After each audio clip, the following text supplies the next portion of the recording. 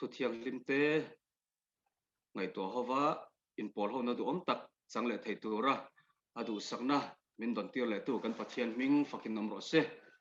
in zan hina tharau thiang lim in puan na voin hana tharin lo thleng le nge ro se lekha kan ruam man na te pathian min ti lo thin sakanga kar le lam chu bia in lama te loi lu the kan bei sei to khania zoom manga kan in khom ho na chu ton tum ta na chuan voin hi anun hung berani lel ria etianga hun min chan tir le a pathian thu cha soina hun thatak mai roi tu ten min pele hi kalom hle ni ti kha masan kan soi duwa chutianga hun te mang thei tura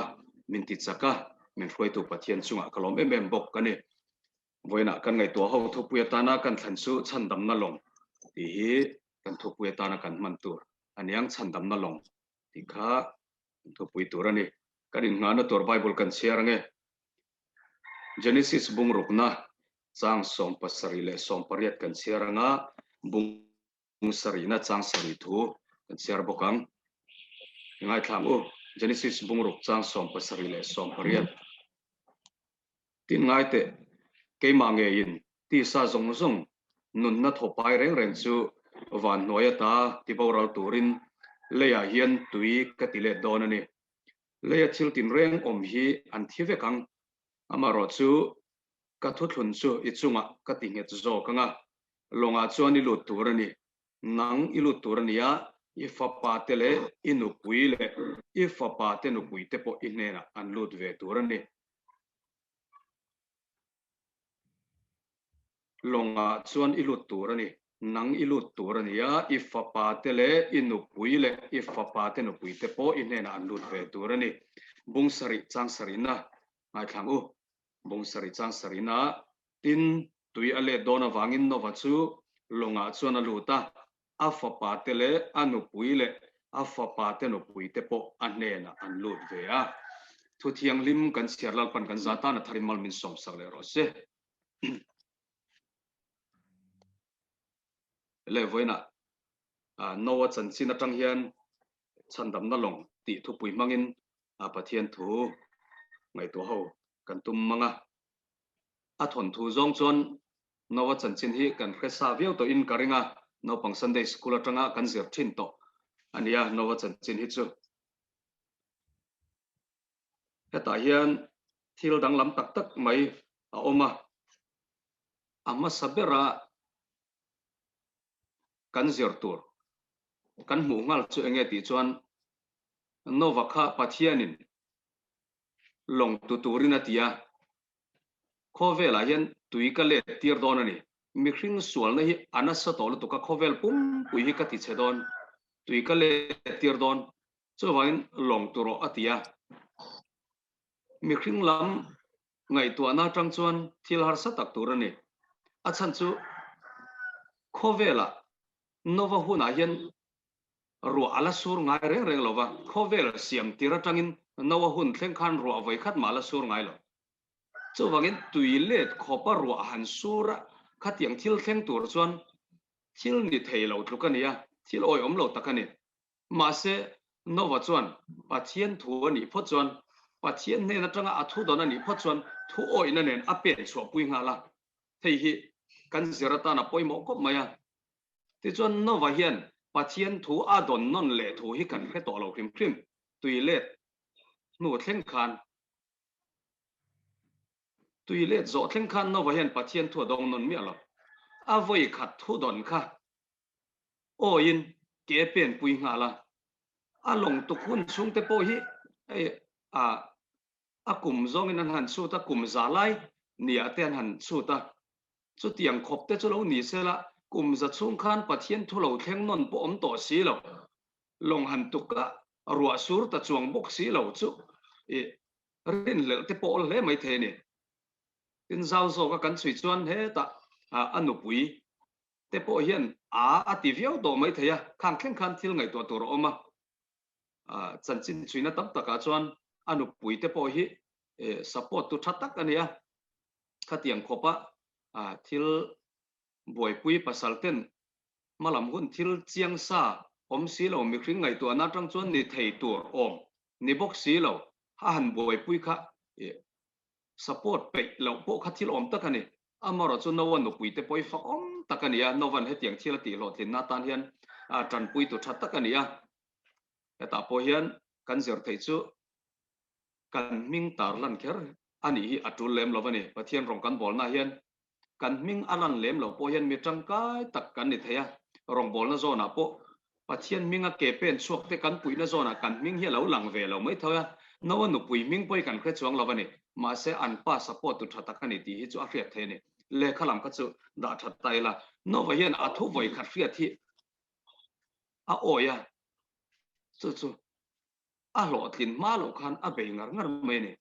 mania in en fiat tai la pathian thoi kan khe jing ko maya kan ngai tha jinga kan ngai thatama amaro chu a oi lam hi a tle mem ti hi e mani thewa in en fiat nan lo mang tai la pathian na thoro pui lo thlenga a chan dam na ke mani a mai ni lo kan sung ko in kan chan theina tur chuan thu oi na ne na bul kan tran phothi atula ne novan thu oi na in bulatana chu chuan ara lo lang chuak chu ama anu pui a fa pa te le a fa pa te nu pui song song te pokha mi pariat khovel siat na laka khan chan himinan om ta ni kha abul ber chu enge nova thu oi na khani hei hi kan ma mo le ni ti kha ni sela ti chuan mi tam takin an chu ta ramsa chitin reng mai kha atuak zelin longa achikimin akhung lut vek khania an oi thei lo ni eng tin nge chung zong chu an le nang long chunga khan ti kha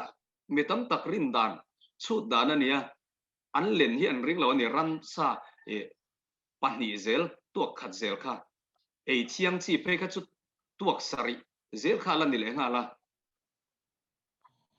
amaro chu nova long kha bible kan muangin adung lam kha tong zathum ania awang lam kha tong somnga ania asang lam kha tong som thum ania chong thum ani chu an han chu tak tak khan ram sa hi sai te chu lian le a phang mir te ro chu ate le thunga khat yanga cho rwal vek khan ram sa hi alen zong beram tiat ba khian ni lo phim phim an te ni ram sa chitin reng hi ti khan chok rwal tai la beram tiat ba khian ni lo wa chu wangin nova long tuk chunga khan khang ram sa zong atuak zel po khan om sela mun thunga thena mun khat ba khi an lu alo reng reng ti ani zo kem ti chu wangin hi metam tak chu dana thil ni theilo tur anga lo ngai ma sela science zong le thil kha tiang zong han so po khan thil ni thei ani ti kha tan kan han tar lang tel duwa le long chu atuka tuk zauta ti mayang te chuan longa khan pathian a siam tir dana kongka pakhat cha a siam tir ni long khan kongka pakhat cha ni hei hian min zir tir sela kan han du chu chan dam na longa lut tur hian kong dang a om theila lal isuan zohana bung som pali chang ru wa khan ke ma hi kong le thu tak le nun na kani ke ma kal lo chu tu ma pa ne na an thengai lo ate then kha chuan van ram thlen na tur hi kong dang om te in an nga ya hei religious pluralism anti ang te hi chuan ti hian mani tum na zon kha adang thewani maya tlang chi pa lon kai kan tuma then khat thang lama tang alon an oma then khat sak lama tangin then khat mar lama tang te sim lama tang te kan tum na zon thewa tangin kan lo na atopa khi ta tlang chi pa chon kan in mu ho le tho do la ni chu wangin mani sa khwa thewin tiang hian thei top chen kan beya kan tum ram chen ang vek kan le in tok le vek kang tiang zonga soi te po hian oma ma se kan bible zir tir na ni lo chu chan dam na chang tur hian kong dang a om theilo lal i suwa bak chu ama chau hi kong om chuna ni kan fin kan fel na kong hian van ram kan thleng theilo kan in ser thiang lim na kong hian van ram kan thleng theilo i suwa chau hi kong om chuna ni tum kha chu pastorin chan dam na campaign này pui na pathian thua zertira sol bula tangin a zertira an upa pakhat chuan pastor hei te chu zurui ho zirthin subject khan lo mi atia pastorin asai chu kong danga om chuang lo thu danga om thei chuang lo mitin ta na mamo thu chu hei tho tho hian ne zurui pa mamo za chi hi upa fel tak ko han amamo tho tho ne atia le chan dam na hi kong danga hlo chu a thei chi ni lo wa i suwa chau hi kong om chuna ni ti hi he longa kong ka pakhat chau om hian min zir tir sela ti kha ta han kanan ilang duwa ti chuan ramsa chitin reng a kop kimin kha longa khan an lu fekani ti kan fria chan dam na longa hian ling lo reng reng kan om lo chitin nam tin hi kan ling fekani ke ni chuan a te thin lo deuh te kan nei thina a nam zong point soi tai la mission rong bol na zona then khat trong moi lo tak tak khriat tur hi om le zo thina ko lo hi ka ve chete lo an sul si khrem muna tlamai me ro se ti ang chi an ni chu kai tlak ve lo ngai na ang chi te hi a om thei thina ne ama ro chu chan dam na longa hian mitin chitin hi kan leng ve ka ne lali chu chan dam na hian kan zawa in min huap ve ka ne kan tel thei ve ka ne ti hi ta hian kan mu thei bok ka ne ti chuan longa khan pathianin novanena tur kha afam kimin mamo zong kha ida tur ani atia tuile chung zonga an mamo tur kha longa khan a om ve ka ne chandam na long kan ti isu krista hian kan mamo zong afam kimin om ani voina hian kan mamo hi afam kimin om amaro chu kan khriat lo awangin voitam tak chu kan mang anga kan buaya Erica thu soi kha tekin natana mang taila akwal zinna long puya an kal na kha athui sia ni enge moza kala tula athen tum na mun kha ala la sian ni tam tak kala la tula ni tura nei to silo aril tam lu tukha tinge na khelo poisan ena anei to silo chu ta chuan ka kal tum na mun thleng lo hian ka thi pal mai ange a ti lo thon na te anei rum ruma chu ta chuan eng po ni sela za thei lo ka chuang e ti in longa hotel chunga cho e lo chuak kha ka pu khong e takin tur min lak sak ve thengem kan kal na tur hi ala hla sia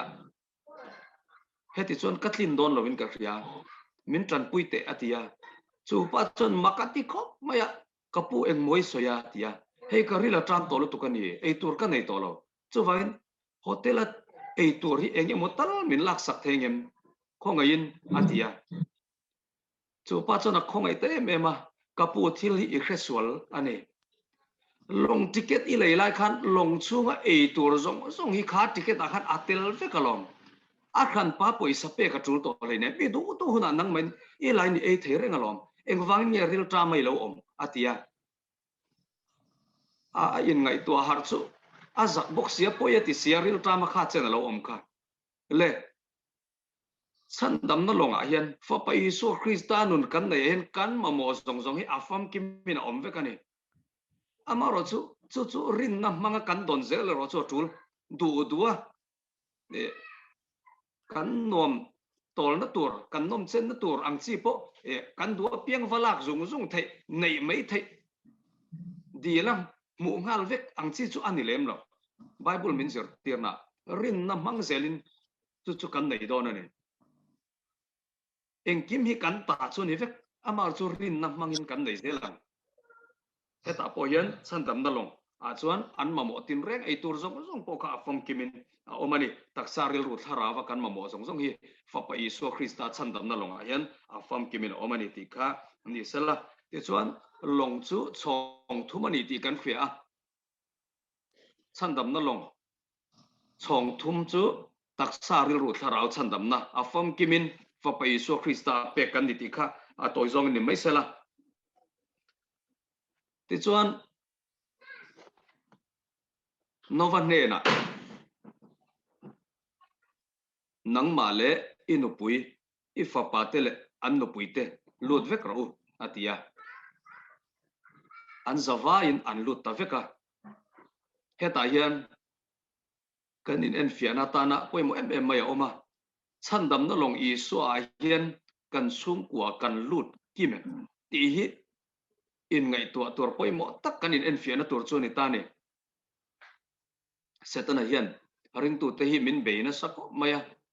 nu le pa chu phur tak tui takabia ina po lama a pathian thu po tui takasaya fa te ro chu amana chan ve thung tur ang zong te chung kokima chandam na longa kan lu kim thailo na tur hian setana hian tran alam na sane Christian chung kot thil tum chu enge ti chuan Reverend Vanler Zotan ina hong ro ti le khabua zia khamo lung du zong zong chatwan muna kim le nia omangem lung du zong zong chatwan muna kan kim donem ke ni chung kwa hi chandam na longma hian kan lut kim to em enge mo pal lo thleng ta sela kan ngaya mem kan tha muang chen nu le pate van ram ma hlim takin kut bengin pathian fakin zai ila kan fatin khrem mun tangin min au si sela kan ngai ngamangem hlim takin kan zai thayang mo ti te e mi khring lam takatang chuan khang te po kha ngai to ta ila nova chuan anu puile afate amote thlengin chandam na long a hroi lu ta ne ke ni chung ko hi chandam na longa kim takin kan lut to em ti hi voina kan en fia poimo khop mai ti chuan kha long khan tuk ver pakhata ne ya adang lam ve tak mai chu he tuk ver po hi pathian in chung lama asiam tir tlat maya e tuk ver hi asir lama om tak ani line chung lama asiama chu chuan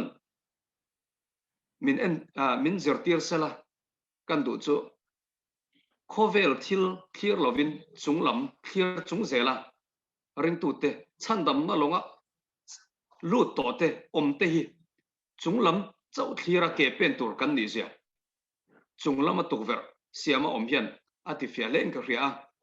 te chuan khovel thil tam tak kan mu tur te sirlama a thil tam tak en tur mu nom le enge mo limpui tur tam tak om ang te po kan mu lo na turin chunglam chau thira ama en chunga ke kan pen zel hi pathian en min du sakzia ei po hian ati fi ome le ti chuan an lut ta an chung ko in khata khan thil pakhat lo lang chu enge ti chuan kha long kong ka kha kong khar kha novana khar mi ala pathian ina khar ti thera ni bible e bung sari chang so parok na khan long kong khar kha pathian ina khar ni a khar ta ni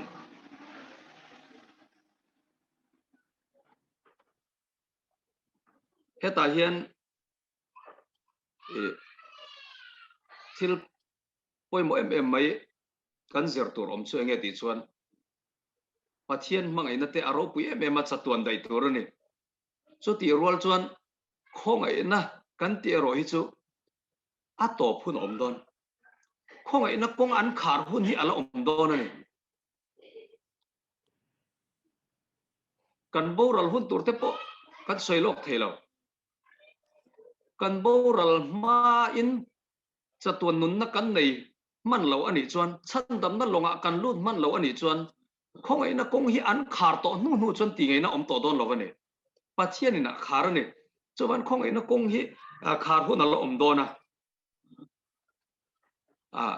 heta hian kong khar ani ma kha chuan an la oi lo mai theya pon lama om te khan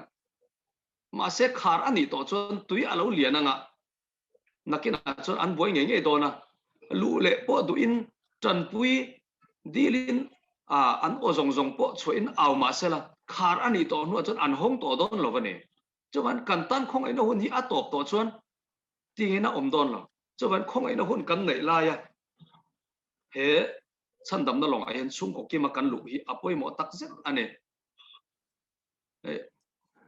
evangelist nga kanatia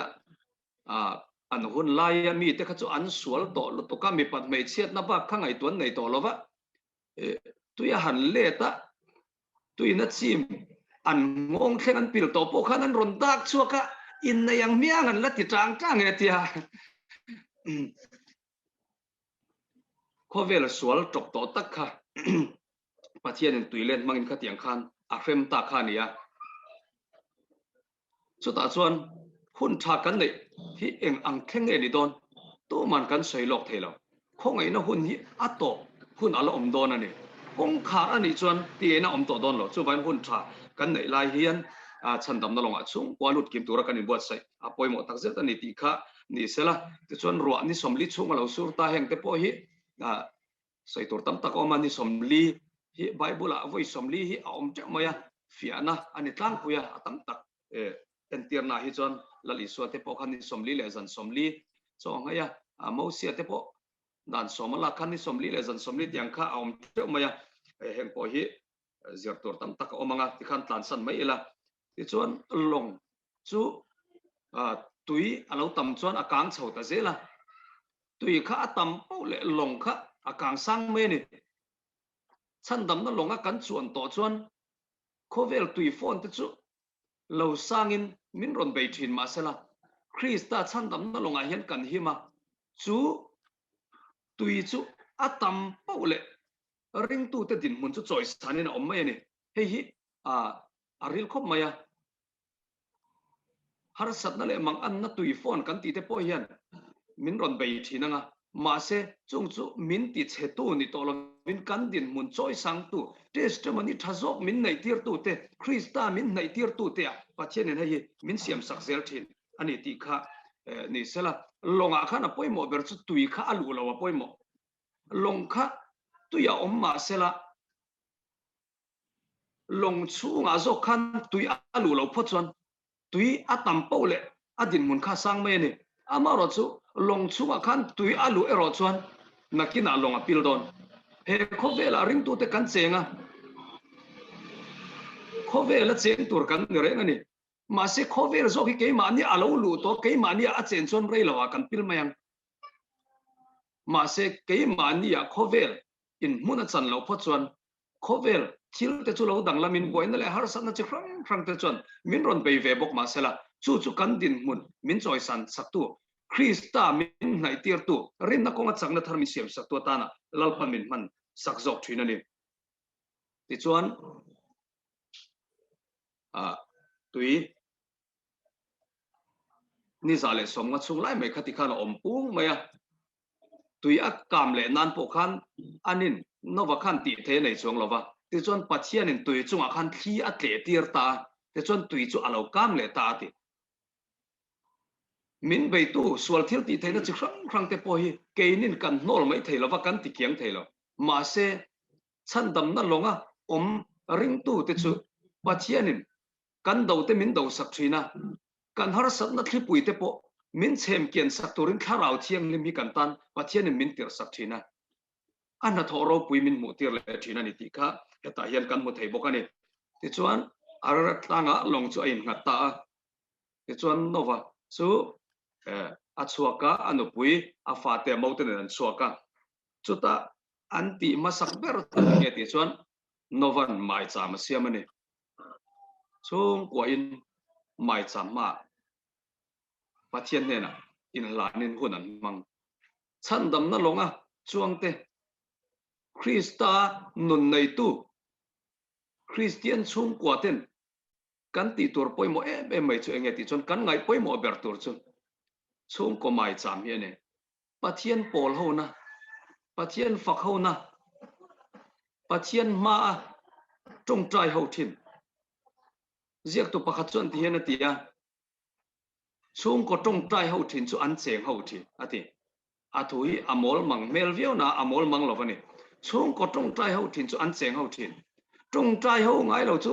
an cheng ho thin tin taksa chu cheng ho angin om ma sela